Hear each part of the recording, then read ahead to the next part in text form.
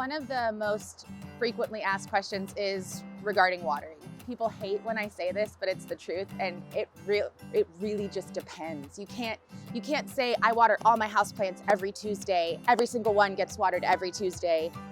Maybe half of them will like that, and the other half will not. So my best advice is to get to know your plants and to know the needs of each one specifically, and also to be able to look for the signs that your plant needs to be watered, and it'll give you those signs. We send all of our customers home with moisture meters when they buy plants here. It's nothing fancy, it's just a cooking skewer, a bamboo skewer, but it tells you kind of what's going on below the soil line in a way that just looking at it won't do. So what you're gonna do, it's a lot like baking a cake. You stick the skewer into the soil, leave it in for a couple seconds, and when you pull it out, no soil stuck to the skewer. It's still dry.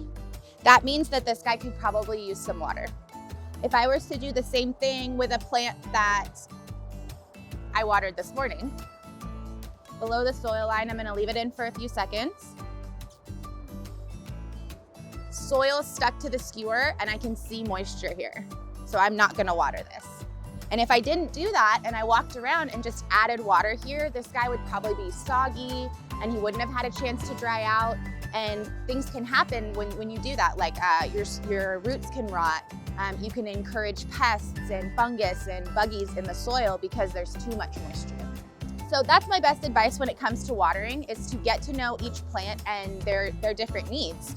Sansevieria can dry out completely between watering. If you're growing something like a fern inside, it might like to stay moist most of the time. And using something like this, there are digital ones that are more fancy, that'll tell you the exact percentage of moisture in the soil, but this does the trick, and it just it helps out so that you know when things need to be watered exactly.